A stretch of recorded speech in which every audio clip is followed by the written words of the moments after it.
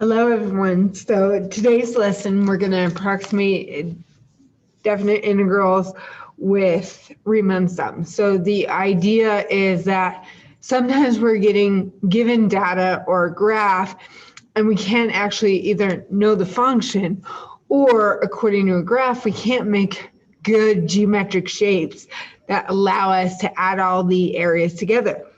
But what we can do is approximate them. So one of the methods that we're going to do today is by adding areas of rectangles together. This is what we call a Riemann sum. So right here in example one, they actually have our graph right here, and they create, and I'm going to highlight this because I want you guys to be aware, they have 5 rectangles, right? And we're going to do it by the midpoint. So what happens here is you see, since we are going to 0 through 10, and you'll see that the rectangles that they decided to draw are equal width. So as you can see, because we have 5 rectangles within the span of 0 to 10, the width is 2. Okay. Now, here is the most important thing, is midpoint. Okay, midpoint means that the midpoint of the rectangle, the middle of the rectangle, must touch the actual graph. So that is why at 1, we hit the graph. At 3, we hit the graph, so on and so forth. Now, of course, the reason why we use rectangles is because what's the area of a rectangle? The area of a rectangle is width times height, or length times width, right?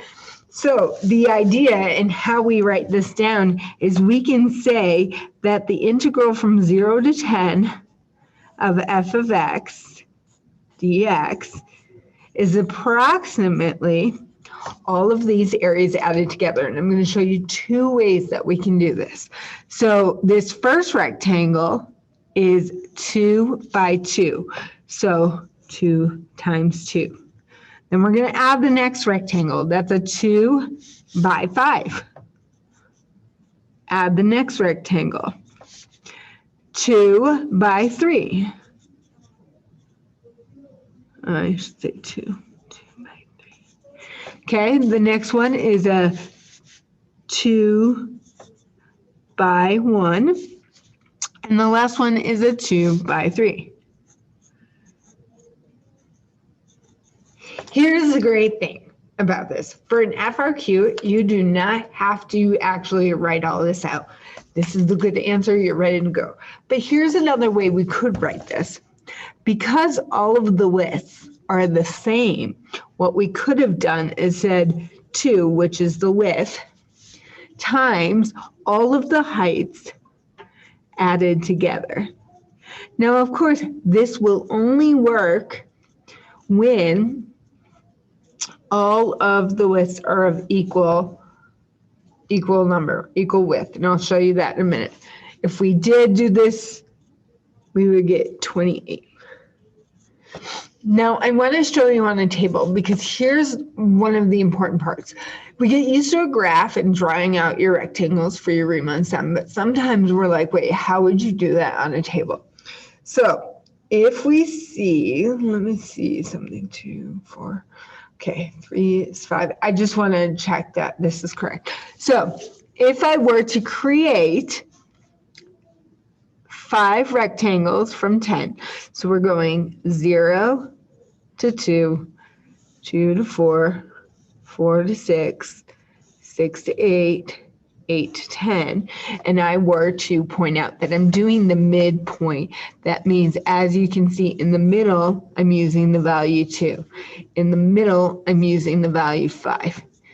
In the middle, I'm using the value 3. In the middle, I'm using the value 1. In the middle, I'm using the value 3. Do you guys see that? Okay. The reason why I want to point this out is because you're not always doing the midpoint. Example 2. So this time we're going to draw our own rectangles, but we're also saying that we're going to use 5 rectangles of equal width. That's very important. And here we're going to do the left Riemann sum. What that means is that the left side must hit the graph, okay? So one thing I want to point out, since we have 5 rectangles of equal width, I know that these are my rectangles right here, right? So if I were talking about hitting the graph at the left side, well, the left side of this rectangle right here is at 0. So it's hitting the graph at 0. Now the rectangle between 2 and 4, again, the left side has to hit the graph. The right side just happens to hit the graph. Okay. Now between 4 and 6, the left side has to hit the graph. So see, I'm starting right here. Rectangle. Left side has to hit the graph. The left side's hitting it right here. And then the left side is hitting the graph. Okay, the left side. Now, I like the table version a little bit better because again, so this was my point, just so you guys can have your notes. I'm going to do the left side on this. So I have the same rectangles, 0 to 4, 0 to 2, sorry, 2 to 4, 4 to 6, 6 to 8, 8 to 10, okay, sorry. Now, if you talk about the left side, so if I look at this as the rectangle, I'm going to look at the left side, right? Correct? Left side.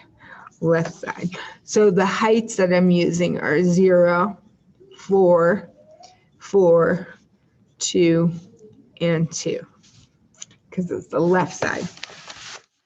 So when I create this Riemann sum, I can say the integral from 0 to 10 of f of x dx is approximately, now they're all of equal width, so this time I'm going to put the 2 up front automatically and add those left side heights.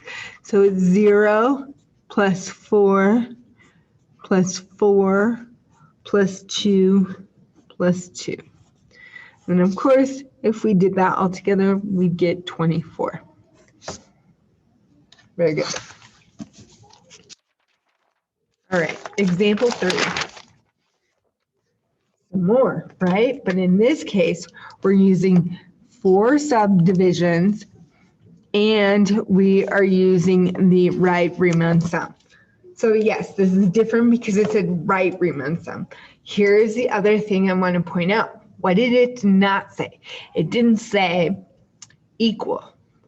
So as you can see, because we're just talking about 4 rectangles, when I draw my 4 rectangles from this table, I see that I have different heights. So these are my 4 rectangles. Now I'm going to use the right side. So let me point out the right side in each rectangle.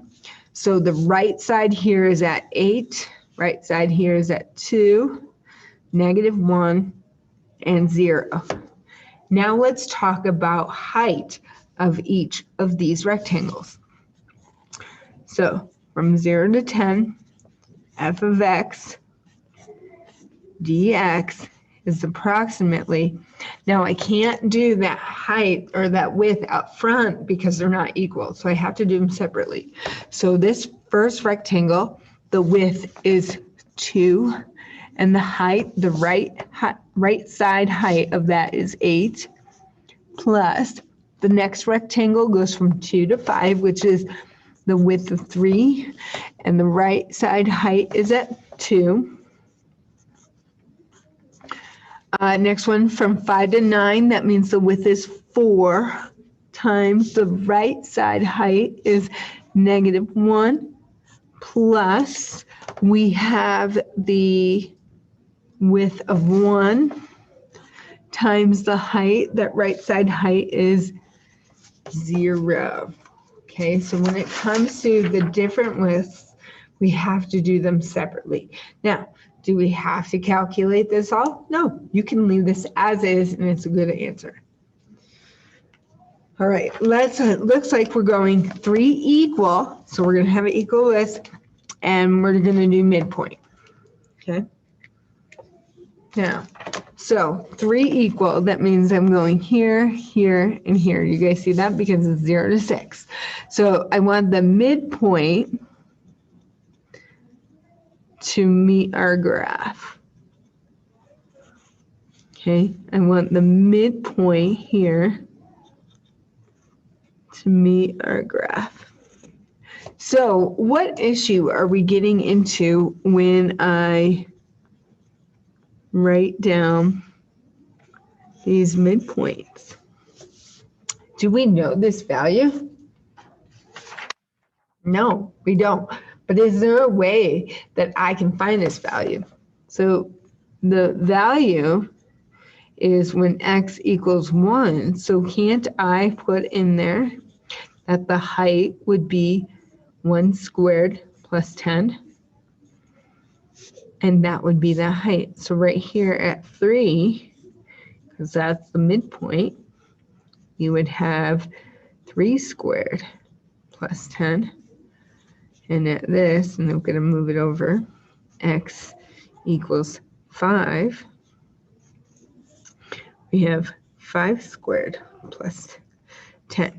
So now when I'm writing this, I have the integral from 0 to 6, square root of x squared plus 10 dx is approximately. Now, because they're of equal widths, I can actually have that width out front. You don't have to do it. I just think it's easier. So the width of each of these rectangles is 2. And then I'm going to add up all the heights. So this height at that midpoint is square root 11. Then I've got the midpoint here, 9 and 10 is 19, plus the square root of 35. Again, not a big idea about calculating the final total, because this is a good answer. All right, one more example. Let's see what happens here. So we have 5 right-hand rectangles. Now, the heights, if we're looking at this, let's see, this here are our x values. So when I calculate the rectangle, I need to make sure that I'm using these x values. So I'm going from -10 to -4. So this is our first rectangle, and we're going to use the right side. Okay. The next is from 4 to 0. So I'm using the right side right here. Then we have 0 to 2, right side. 2 to 3, so right side. And 3 to 5. Here's 5. Now, again, you look at this graph and you're like, oh, that doesn't look too great, right? Well, here's what I do, guys. I almost create that table. I say, okay, at -10, we're at 2 to the -10 minus 8. At -4, we are at 2 to the -4 minus 8. At 0, we are at 2 to the 0 minus 8. At, what's our next one, 2? At 2, we're at 2 squared minus 8. At 3, and I know I'm off the graph here, we're at 2 cubed minus 8. And at 4, nope, we're not at 4, we're at 5 is our next one, is to the 5th minus 8. Okay, so I create that table. Now, if I talk about right hand, well, here is this rectangle. I have to use this y value because that's the right side. Here is this rectangle. I have to use this side. This rectangle, I have to use this side, and this side. okay, because I'm looking at the right corner of that rectangle.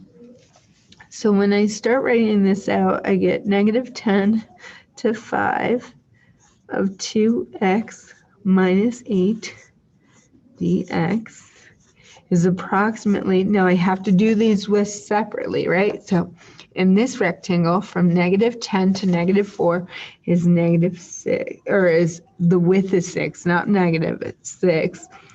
Then I have to do the right height, which is 2 to the negative 4 minus 8. And we're going to add. The width between negative 4 and 0 is 4. And we have the right side, which would be 2 to the 0 minus 8, plus the next one, the width is 2. The right height is 2 squared minus 8, plus next rectangle, the width is 1. And that right height is 2 to the 3rd minus 8. And the last one, the width is 2, and that height is 2 to the 5th minus 8. There we go. And we're done. Practice some of your approximations, and then we'll go into the next section in a little bit.